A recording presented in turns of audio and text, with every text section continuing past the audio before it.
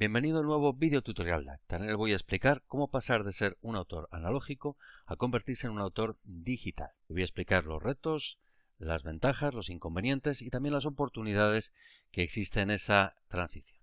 Durante muchos siglos la creación de las obras se ha mantenido esencialmente igual. En todo ese tiempo apenas hubo cambios tanto en el proceso de creación como en el modelo de edición. Las herramientas de trabajo de autores y editoriales eran relativamente limitadas y el mundo creativo era una especie de burbuja hasta cierto punto aislada del resto. El primer gran cambio en ese paradigma fue la introducción de herramientas informáticas, que agilizaron la creación y la edición en varios sentidos, pero que realmente tampoco supusieron una diferencia cualitativa.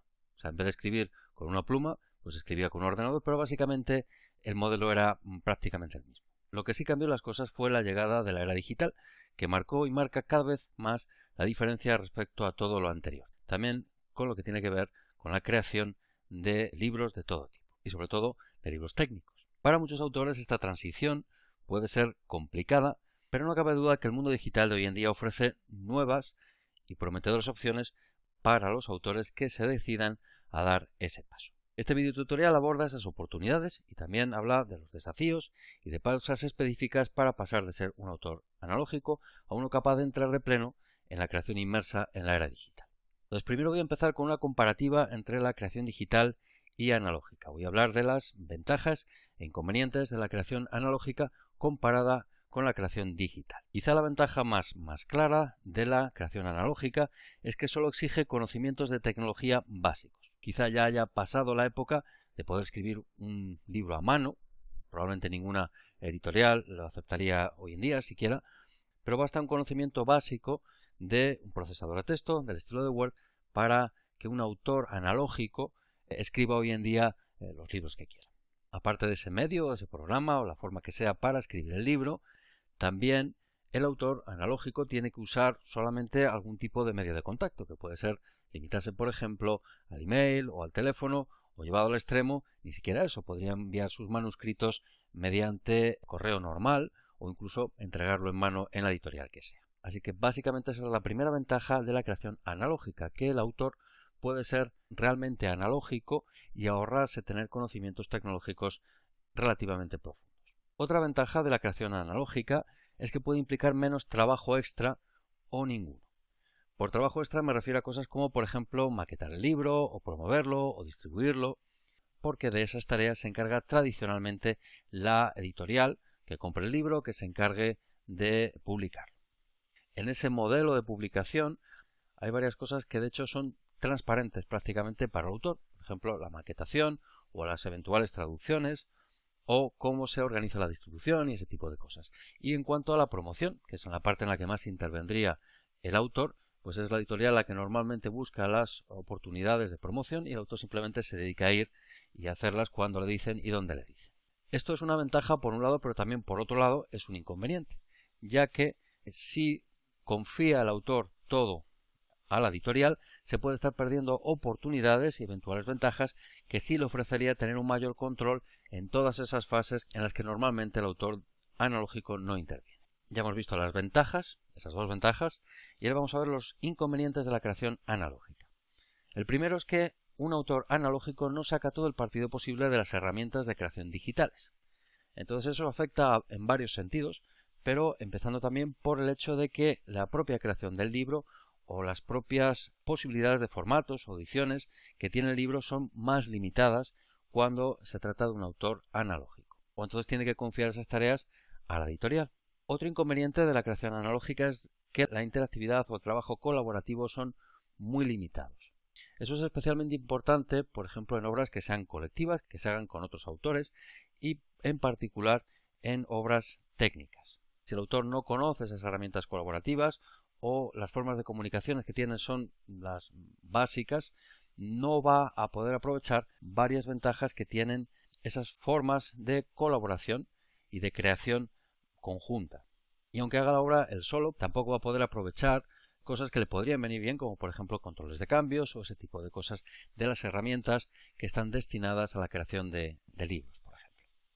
Una tercera desventaja de la creación analógica es que las opciones de publicación son más reducidas, porque el autor analógico solo tiene acceso, en el fondo, a las editoriales tradicionales y a las formas de edición tradicionales. O por lo menos su acceso a otras formas es más complicado, entre otras cosas porque las desconoce o hasta puede, en cierto modo, despreciarlas. Y una última desventaja o inconveniente de la creación analógica respecto a la digital es que el autor puede perder buenas alternativas de promoción y distribución. Una vez más por lo mismo, porque va a hacer solamente lo que la editorial organice, si es que lo organiza, y puede perder, por ejemplo, las vías de promoción de redes sociales o de sitios web u otros tipos de herramientas, como por ejemplo podcast, que quizá le permitirían vender muchos más libros o promocionar mucho más sus libros, pero no las sabe utilizar o no las conoce y entonces se pierde esas y otras oportunidades del estilo. Tras ese rápido vistazo de ventajas e inconvenientes de la creación analógica y digital, voy a hacer un resumen sobre formatos básicos de los libros digitales. En algunos casos voy a hablar del formato en sí y otras veces voy a hablar del programa normalmente asociado a ese formato porque es de uso más común o de conocimiento más extendido. Y vamos a empezar con el quizá formato más famoso de todos, que es el de Word. Entonces, ¿qué es Word? Word es el programa de edición de texto más famoso y probablemente más usado del mundo y que usan millones de autores en el mundo para crear sus libros. El programa Word en realidad permite crear varios tipos de formatos diferentes, pero el más habitual, o digamos el predeterminado de Word, tiene la extensión docx y en versiones más antiguas la extensión .doc. ¿Cuál es el programa principal asociado a Word o al formato de Word? Pues, lo acabo de decir, es ese editor de textos que todos conocemos y que se llama Microsoft Word, que forma parte de la suite de programas Office, que todavía se sigue vendiendo y que se vende desde hace muchos años. En la descripción del vídeo incluyo el enlace a la página oficial de Office, donde puede encontrar información detallada sobre ese conjunto de aplicaciones. ¿Cuáles son las ventajas del formato Word? Pues primero que el programa Word es fácil de usar de forma básica, incluso para quien no tenga muchos conocimientos de informática. Otra ventaja es que no solo permite incluir textos de varios tipos y tamaños, sino también imágenes, gráficos, fórmulas, etc. Con lo que el libro puede ser más rico y hay más opciones en cuanto a la presentación de las cosas o de las materias de que trate el libro. Otra ventaja es que los archivos de Word pueden editarse fácilmente por su propio autor o por cualquier otra persona que reciba ese archivo de Word. Y una ventaja más es que Word es un programa que usan, como decía, y como todo el mundo sabe, millones de usuarios en todo el mundo. Todos sus archivos son, por ello, fáciles de compartir con muchas otras personas que lo normal es que tengan el programa Word para conseguir abrirlos, editarlos, verlos o lo que sea. Pero Word no solamente tiene ventajas, sino también algún inconveniente. El primero es que no es un formato realmente adecuado para libros electrónicos. Otro inconveniente es que no es en sí un formato multiplataforma que consiga abrirse en cualquier tipo de dispositivo. Y el tercer inconveniente principal de Word es que es un formato que no garantiza que el archivo se visualice de la misma forma en otro equipo. Por ejemplo, si nosotros creamos un libro en Word con una cierta fuente, un cierto tipo de texto, y se lo mandamos a una persona que no tenga esa fuente de texto, entonces no lo va a poder ver exactamente como lo creamos nosotros porque Word va a sustituirla por una fuente diferente. Para solucionar alguno de esos problemas surgió otro formato muy conocido y muy extendido que es PDF. PDF es el formato estándar en edición de libros y los archivos de este formato tienen normalmente la extensión .pdf. El programa principal asociado de PDF son en realidad dos. Por un lado, Acrobat Reader, que es un programa gratis relacionado con los PDFs, pero que básicamente solo permite abrirlos, verlos y poco más. El otro programa principal asociado con el formato PDF es Adobe Acrobat, que es la versión de pago y que permite hacer todo tipo de cosas. Permite editar los archivos, incluir certificados, firmar, gestionarlos de varias formas, crear nuevos PDFs. Es, digamos, la herramienta de verdad orientada a todo tipo de cosas que se puedan hacer con los archivos PDF. En la descripción del vídeo también incluyo los enlaces a las páginas oficiales correspondientes de los dos programas, tanto del Adobe Reader, que ya digo que es gratis, como del Adobe Acrobat, que es la versión de pago. ¿Cuáles son las ventajas del PDF? La primera ventaja es que es un formato multiplataforma, que realmente se puede usar en varios tipos de dispositivos de distintos sistemas. Otra gran ventaja es que en los archivos PDF queda garantizado que su visualización es la misma en dispositivos diferentes, aunque en el equipo de destino no tenga las mismas características que el de origen. Eso es porque el PDF es un archivo en cierto modo autocontenido, que incluye en sí mismo todo lo necesario para visualizarse como se haya creado originalmente. De hecho, el propio nombre, o sea, PDF, son en realidad las siglas en inglés de formato de documento portátil. Una ventaja más es que cualquiera que instale Adobe Reader o que disponga de Adobe Acrobat podrá abrir archivos PDF, ya digo, en prácticamente cualquier dispositivo.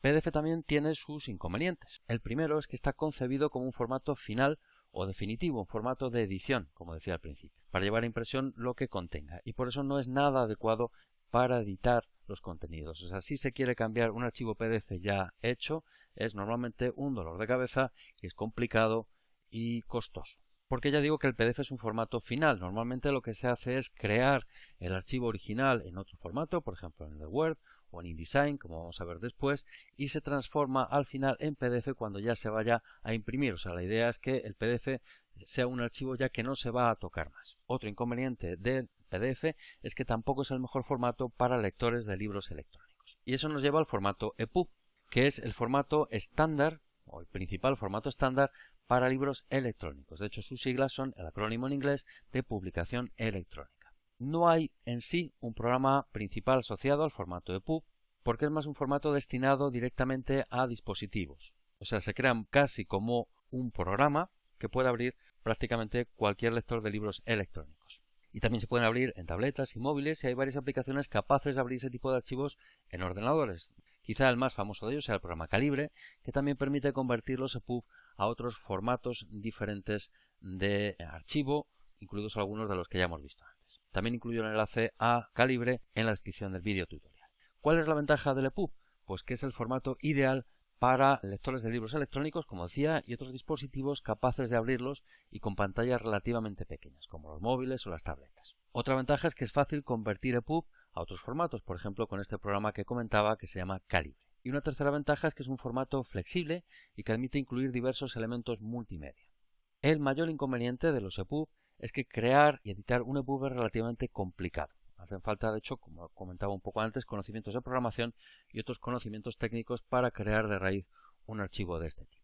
Un formato más de archivo digital es el formato MOBI, AZW3 y el formato KPF. En realidad el formato MOBI o AZW3 es un formato ya antiguo que no se utiliza, pero que sigue siendo relevante porque era el formato de los libros electrónicos desarrollados para los Kindle de Amazon, los lectores de libros electrónicos de Amazon. Ya digo que la propia Amazon ha dejado de lado ese formato y ahora recomienda para sus dispositivos archivos en formato EPUB o en un formato propio que sustituye al MOBI y que se llama KPF. Como pasaba con el EPUB, no hay propiamente un programa principal asociado a estos formatos, sino que están asociados sobre todo, pues ya digo, a los dispositivos de Amazon, a los dispositivos Kindle y otros dispositivos capaces de leer libros electrónicos de Amazon. La ventaja del MOBI AZW3 no es ninguna, de hecho, porque su uso ya no lo recomienda ni la propia Amazon, pero como sigue habiendo muchos Kindle antiguos que todavía lo usan, pues vale la pena mencionarlo. Y el inconveniente pues está claro, que es un formato antiguo, ya rechazado y que se ha sustituido principalmente por EPUB y por otro formato de la propia Amazon que es mucho más potente. Un formato más de archivo digital es el formato de InDesign, aunque en realidad InDesign es un programa de diseño gráfico y maquetación desarrollado por Adobe, no es propiamente un formato. El formato en sí, o el formato más habitual de los archivos que se pueden crear con InDesign, es el .indd o el .idml. Una diferencia entre los dos, entre el int y el idml, es que el indd solo se puede abrir en versiones de InDesign iguales a aquellas en las que se haya creado el archivo, mientras que el idml se puede abrir en otras versiones anteriores. El programa principal asociado, está claro, los formatos de InDesign, pues es el propio Adobe InDesign. Una ventaja de este formato es que InDesign es un programa bastante potente y bien asentado en el mundo del diseño gráfico como herramienta de maquetación y de creación de todo tipo de libros o revistas, incluso manuales. En ese sentido es muy potente y se obtiene además resultados muy vistosos. Otra ventaja es que es fácil exportar un archivo de InDesign a PDF con todas las garantías, porque al fin y al cabo los dos son programas de Adobe.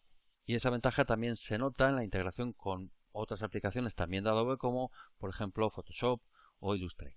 Uno de los inconvenientes de InDesign es su usabilidad, que no es siempre la mejor ni resulta siempre lo bastante intuitiva. Por ejemplo, hay funcionalidades básicas difíciles de aplicar o que no funcionan todo lo bien que deberían. Otro inconveniente más es que el pago es obligatoriamente por suscripción. No existe la alternativa de comprar el programa, digamos, de una vez, pagando solo una vez y usarlo. Hay que pagar mensualmente o anualmente una suscripción periódicamente. Otro inconveniente más es que hace falta un equipo relativamente potente para usar InDesign en condiciones y que puede consumir bastantes recursos y ejecutar muchos procesos secundarios que no son imprescindibles y que consumen recursos del ordenador. Y el otro inconveniente es un poco lo que comentaba al principio, que es que un archivo INDD, que es el principal de Adobe InDesign, solo se puede abrir en la misma versión de InDesign con que se haya creado. Y esas versiones suelen ir cambiando con cierta frecuencia, con lo que es una cierta molestia no poder abrirlas en la versión ni siquiera justo anterior. La principal alternativa a InDesign como herramienta de maquetación es QuarkXPress, que es también, como digo, un programa de diseño gráfico y maquetación parecido a InDesign, pero más veterano por una docena de años. La extensión del formato estándar de QuarkXPress es .qxp. El programa principal es, obviamente, QuarkXPress, como acabo de decir, que tiene varias ventajas. Primero, es un programa potente con muchas funcionalidades y bastante intuitivo de usar a diferencia de InDesign. Otra ventaja es que ofrece una versión por un pago único que incluye el uso indefinido del programa y en general 2 años de actualizaciones y mantenimiento. O sea, no es obligatorio, aunque tiene ese modelo, pagar una suscripción periódica para poder usar el programa. Puedes comprarlo de una vez y ya está. El inconveniente es que la cantidad de opciones puede resultar un tanto abrumadora al principio. Y con eso acabo esta sección sobre formatos digitales o los principales formatos digitales y vamos ahora a hablar un poco sobre herramientas online y colaborativas. Las herramientas online y colaborativas permiten básicamente interactuar con un equipo de personas para crear algo en conjunto, por ejemplo, un libro en este caso. Trabajar conjuntamente en otro tipo de proyectos de un modo simple y optimizado o trabajar uno solo en un proyecto pero desde varios equipos o dispositivos sin tener que andar copiando en un USB y llevando cosas de un lado para otro. Esas herramientas online y colaborativas tienen varias ventajas. La primera es que están disponibles online. Todas ellas tienen una versión online o en la nube y eso las hace accesibles mediante cualquier navegador y prácticamente desde cualquier dispositivo. Es decir, se puede acceder a ese programa de creación del libro, esa herramienta, pues desde un móvil, desde una tableta, desde un portátil, desde un equipo fijo y siempre se accede a la misma versión y al mismo fichero en que se esté trabajando sin necesidad de tener que andar transfiriéndolo de unos dispositivos a otros. Eso es una ventaja, pero al mismo tiempo también puede ser un inconveniente si, por lo que sea, pues no puede uno conectarse a Internet o la conexión es mala. Para esos casos quizás siga conveniendo tener una versión de escritorio, un programa normal, digamos, que se instala en el ordenador y que se puede usar aunque no haya Internet. Pero ya digo que varias de esas herramientas colaborativas tienen, aparte de una versión online, tienen una versión de escritorio que se puede descargar como un programa. Otra gran ventaja de las herramientas online y colaborativas, ya la he medio mencionado, que es que hay una misma versión para todos. O sea, uno de los mayores retos en trabajos en conjunto, en proyectos de una sola persona hechos desde equipos o dispositivos diferentes, es mantener un debido seguimiento de las distintas versiones del proyecto que sea, que a menudo hay que andar pues, enviando y recibiendo por correo electrónico o copiando en un USB o ese tipo de cosas. En las herramientas colaborativas online existe una sola versión del proyecto que es común a todos los que accedan a ella desde cualquier dispositivo que usen para acceder. Es una gran ventaja porque además así no existen nunca confusiones de cuál es la versión más reciente y de hecho lo habitual es que estas herramientas guarden un historial de todas las versiones y de todos los cambios que se hacen en el archivo. De esa forma es muy fácil volver atrás si eventualmente hiciera falta o ver qué es lo que se ha cambiado, quién lo ha cambiado, cuándo lo ha cambiado y ese tipo de cosas. Y aparte es posible ahorrarse la ida y venida de versiones, ya digo, de varias versiones del mismo documento que hay que nombrar de una forma diferente para tenerlo claro, o incluso uno se ahorra el mero hecho de guardar copias del proyecto, ya que se guardan en general automáticamente en la propia herramienta, en la nube que aloja ese programa o esa herramienta colaborativa. Una ventaja más de ellas es que exigen menos recursos propios necesarios, porque, como acabo de decir, las herramientas online están en la nube, están alojadas en servidores de la empresa que está ofreciendo esa herramienta. Entonces no tenemos que instalarla en nuestro propio equipo y necesita prácticamente recursos para ejecutar la herramienta porque simplemente se puede usar en general mediante un navegador y eso también supone una ventaja. Algunos ejemplos de herramientas de este tipo de los que voy a hablar ahora que son Google Docs, Zoom y Office 365 que se ha rebautizado últimamente como Microsoft 365. Entonces vamos a empezar con Google Docs. Google Docs es una aplicación de Google que se puede usar exclusivamente online, en este caso no hay una versión de escritorio que se pueda descargar y permite crear en línea documentos del estilo de Word. Forma parte de un conjunto de herramientas que incluyen también otras para crear documentos de tipo Excel, presentaciones al estilo de PowerPoint, formularios, etc.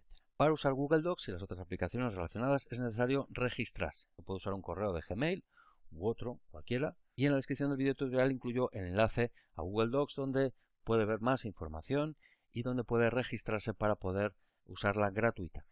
En Google Docs es posible encontrar todas las herramientas y funcionalidades típicas de un editor de textos, como comentaba al principio. Principalmente, pues puede crear documentos con textos de varias fuentes, formatos, tamaños, ajustes, colores, listas de varios tipos y además de la opción habitual de poder insertar imágenes, gráficos, tablas, dibujos, enlaces, también es posible incluir fácilmente elementos de diseño interactivos como listas desplegables. El uso es en esencia igual que el de un editor tradicional de escritorio, del estilo de Word, y la ventaja es que tiene menos opciones, las de verdad básicas, lo que hace todo muy accesible y aún más fácil de usar de lo normal. No obstante, claro, para usuarios avanzados que precisamente necesiten esas funcionalidades más complejas, pues esa cierta parquedad de opciones de Google Docs puede ser menos positiva. Eso depende un poco del caso. La otra herramienta online, colaborativa, útil, práctica y buena que hay es Zoom, que es un programa de videoconferencia y de trabajo colaborativo, un poco en la línea de Skype. Es un programa que en realidad existe hace ya bastantes años,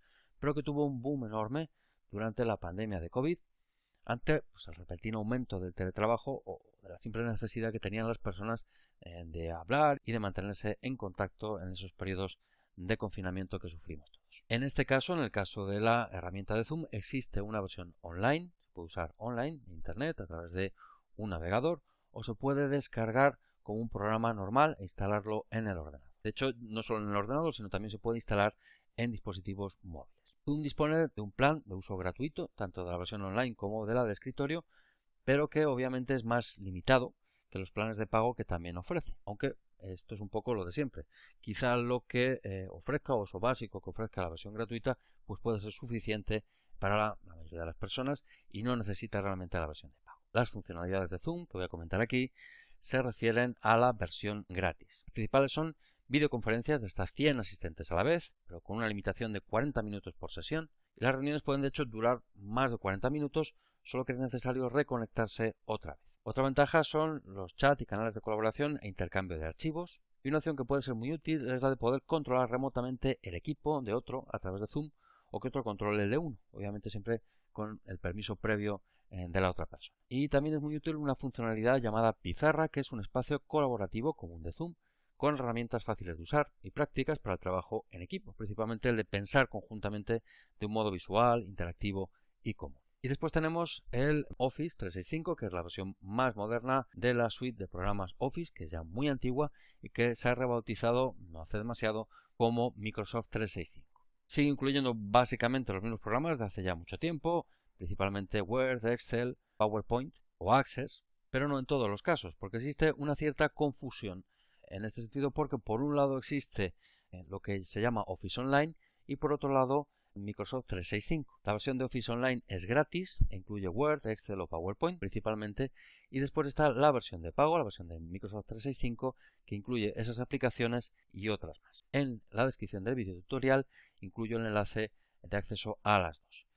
Como decía, hay dos diferencias básicas entre la versión gratis y la de pago de Microsoft 365. Por un lado, la versión gratis incluye menos aplicaciones que la otra, aunque pueden ser suficientes porque incluyen Word, Excel y PowerPoint. Si alguien no usa, por ejemplo, Access, pues le va a dar un poco igual. Salvo que necesite opciones específicas porque las versiones de las aplicaciones de la versión gratis y de la de pago no son exactamente iguales. La de pago tiene más opciones, más funcionalidades, pero quizá las de la versión Office Online gratis sean suficientes para quien lo vaya a usar. En todo caso, si es usted socio de Cedro, no tendrá que decidir porque Cedro ofrece gratuitamente una licencia de Microsoft 365 que no tiene más que pedir para tenerla indefinidamente, al menos mientras dure esa opción que ofrece, ese regalo que ofrece Cedro. En la descripción del vídeo también incluyo el enlace a Cedro donde puede solicitar una licencia gratuita de la versión completa de Microsoft 365 que incluye todas esas herramientas de una forma completa.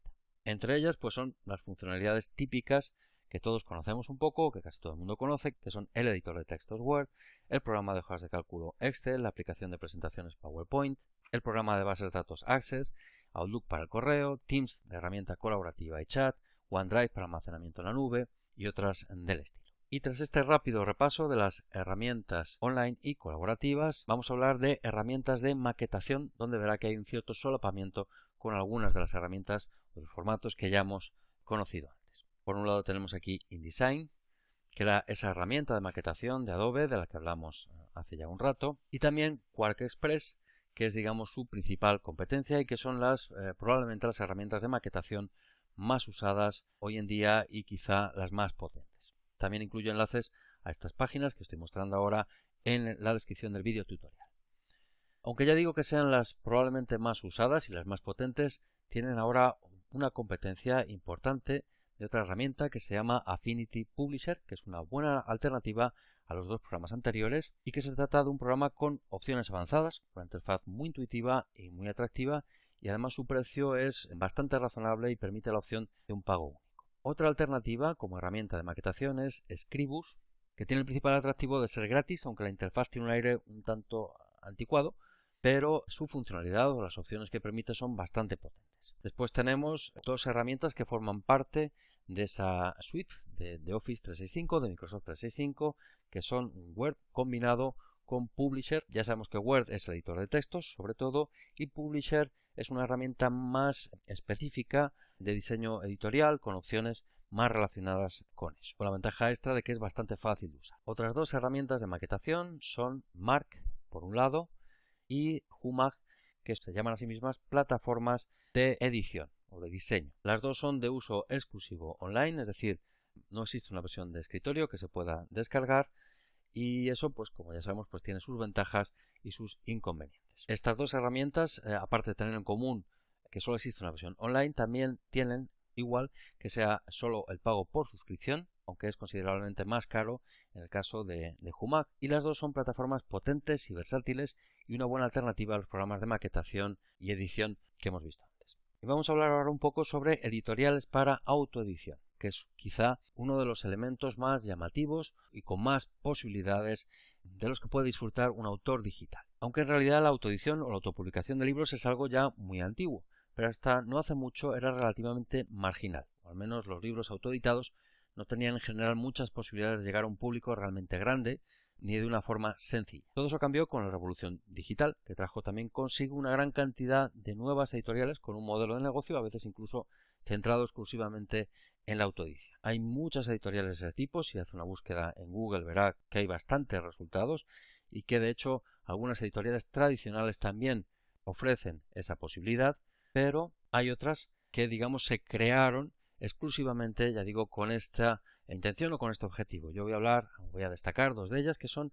Amazon y BookBook. Pero antes de hablar un poco más de ellas, voy a mencionar algunas de las ventajas e inconvenientes de este tipo de editoriales, o más concretamente de la autoedición de los libros. La principal ventaja es que el porcentaje que recibe el autor es mucho mayor. Lo normal es que un autor que publique en una editorial normal, digamos, reciba entre un 5 y un 15% como derechos de autor. En la autopublicación lo habitual es que ese porcentaje aumente hasta el 70-80% o incluso más. Otra ventaja es que publicar es mucho más sencillo. De hecho, puede bastar el simple hecho de querer publicar un libro, sea cual sea, para poder publicarlo, porque no está obligado a pasar el cribo de una editorial. Y en más de un caso, además de esa publicación ser inmediata, es completamente gratis. Con las editoriales tradicionales suele llevar tiempo y en muchos casos acaba con un rechazo del libro. Ya digo que eso en algunas editoriales de autopublicación al menos no es así. Basta simplemente querer publicar un libro y es poco más que colgarlo en la página correspondiente y aparece pasados 2 o 3 días y se pone a la venta.